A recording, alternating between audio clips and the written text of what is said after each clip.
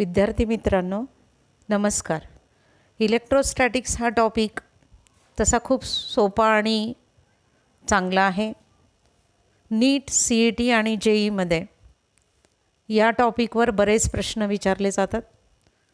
त्या दृष्टीने आपली तयारी व्हावी, आपल्याला तो टॉपिक सोपा वाटावा यासाठी मी आपल्यासमोर हे व्हिडिओ घेऊन येत आहे. माझ्या व्हिडिओला आपण लाईक, सबस्क्राईब करावं अशी विनंती मी तुम्हाला करते. आपण मागच्या व्हिडिओमध्ये पाहिलं की इलेक्ट्रिक फील्ड ही मेजर करण्यासाठी दोन क्वांटिटीचा उपयोग होतो, एक स्केलर क्वांटिटी आणि दुसरी वेक्टर क्वांटिटी. आणि इलेक्ट्रिक फील्ड ह्या तीन प्रकारच्या आहेत, एक युनिफॉर्म इलेक्ट्रिक फील्ड, दुसरी नॉन युनिफॉर्म इलेक्ट्रिक फील्ड आणि तिसरी रेडियल इलेक्ट्रिक फील्ड. या व्हिडिओमध्ये आपण पाहणार आहोत की इलेक्ट्रिक इंटेन्सिटी जी आहे, म्हणजे strength of electric field measure करण्यासाठी जी क्वांटिटी वापरली जाते त्याची किंमत काय येते. Electric intensity at a point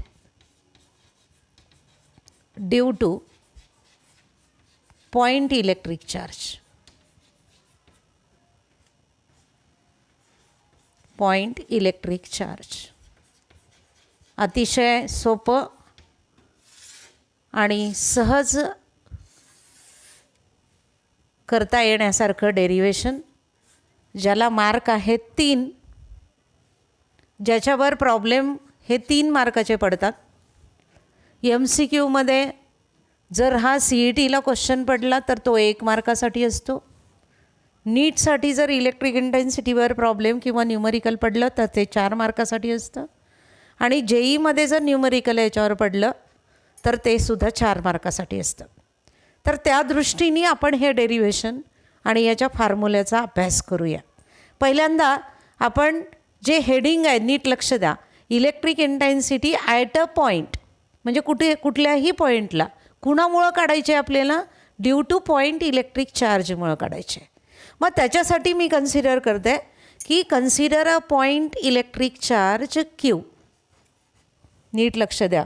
situated at a point O in air, कारण एअरची परमिटिव्हिटी आहे ε0.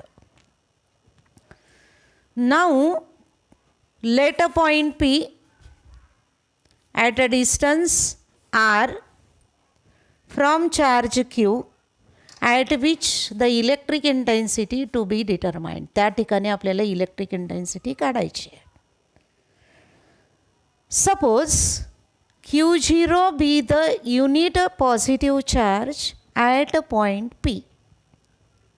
काय केलं आपण, Q0 हा युनिट पॉझिटिव्ह चार्ज घेतला, तो कुठं ठेवलेला आहे, P या पॉईंटच्या ठिकाणी ठेवला आहे. अकॉर्डिंग टू कुलम्स लॉ या दोघांमध्ये जो फोर्स ॲक्ट होणार आहे तो काय येईल, F is equal to 1/4πε0 Q1 Q0 divided by R². But by definition of electric intensity E is equal to F divided by Q0. Therefore E is equal to 1/4πε0 Q0 divided by R² whole divided by Q0. Q0 gets cancelled. Hence, the equation of electric intensity is 1/4πε0 Q upon R². This is the equation of electric intensity at a point due to point electric charge in air. In another medium, it can be written as 1/4πε0 K Q upon R², where K is the dielectric constant.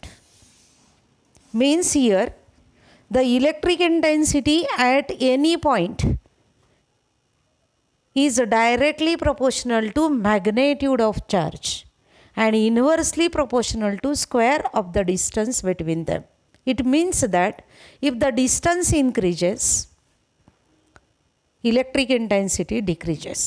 If the magnitude of charge increases, the electric intensity increases. If it is placed in another medium of dielectric constants there, then the electric intensity in that medium also decreases. The electric intensity is maximum in air and minimum in other medium. After that, we have to see one more concept that is very important, that is the electric lines of force.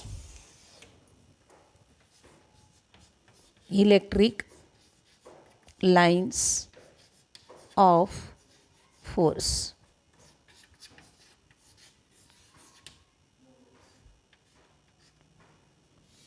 This is very important concept. We know that if we have to keep any charge in any medium or in air, it produces a field around it. And this field is known as electric field. But in this field, charge is not stable. It can travel some distance. एखादा charge आपण air किंवा कोणत्याही मेडियममध्ये ठेवला तर तो charge स्वतःभोवती स्वतःचं क्षेत्र निर्माण करतो आणि त्या क्षेत्राला आपण इलेक्ट्रिक फील्ड असं म्हणतो. पण त्या क्षेत्रामध्ये तो चार्ज गप्प न बसता काहीतरी अंतर चालतो आणि ते जे अंतर तो चालतो त्या अंतराला आपण इलेक्ट्रिक लाईन्स ऑफ फोर्स असं म्हणतो. What is the definition?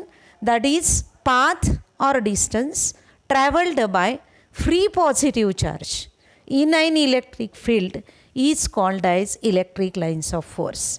These electric lines of force have properties, or we have to say that as characteristics. First property is electric lines of force starts from positive charge and end with a negative charge.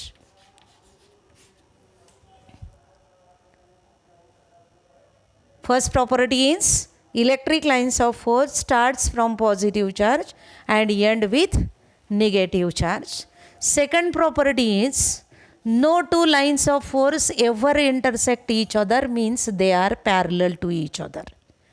The third property is tangent drawn to line of force at any point gives the direction of electric intensity at that point. Fourth property is the region in which the electric lines of force are crowded, the electric intensity has a large value. Fifth property, the region in which the electric lines of force are widely separated, the electric intensity has a small value. They pass through insulator and not through conductor.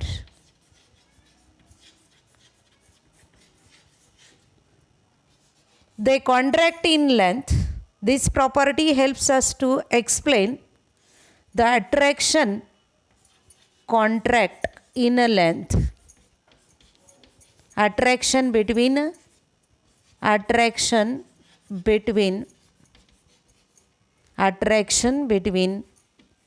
unlike charges. Attraction between unlike charges. And the ninth property is they exert a lateral pressure on each other. Lateral pressure on each other. This property helps us to explain the repulsion between like charges. These are the very important properties.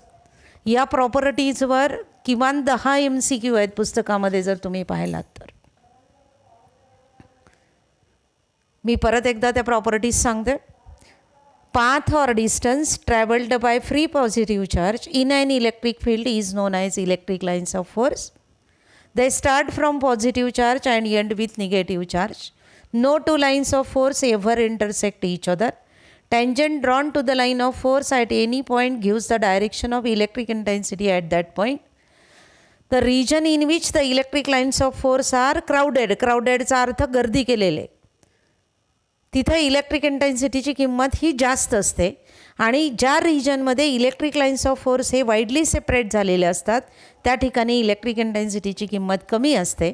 इन्सुलेटरमधून ते pass होतात, कंडक्टरमधून ते pass होत नाहीत. त्यांच्यामध्ये contract होण्याची tendency आहे. ती tendency अट्रॅक्शनसाठी महत्त्वाची ठरते आणि ते एकमेकांवर लॅटरल प्रेशर एक्झर्ट करतात. हे रिपल्शनसाठी आपल्याला महत्त्वाचं ठरतं. म्हणजे याच्यावर जर बोर्डामध्ये क्वेश्चन आला तर तो 3 मार्काला येतो. प्रश्न असा पडतो की define electric lines of force and state their properties. नुसती डेफिनेशन आली तर ती 1 मार्काला येते. नुसत्या प्रॉपर्टीज सांगा म्हटलं तर ते 2 मार्काला विचारलं जातं. आणि MCQ याच्यावर 10 ते 15 MCQ या बीटवर आहेत. मग असे number of lines of force जेव्हा नॉर्मली एखाद्या गिवन एरियामधून पास होत असतील तेव्हा त्याला आपण इलेक्ट्रिक फ्लक्स असं म्हणतो. तो कन्सेप्ट आपण पुढच्या व्हिडिओमध्ये घेणार आहोत. तात्पुरतं या ठिकाणी मी थांबते. आपण माझ्या व्हिडिओ पाहत आहात त्याच्याबद्दल मी तुम्हाला सगळ्यांना या ठिकाणी धन्यवाद देते.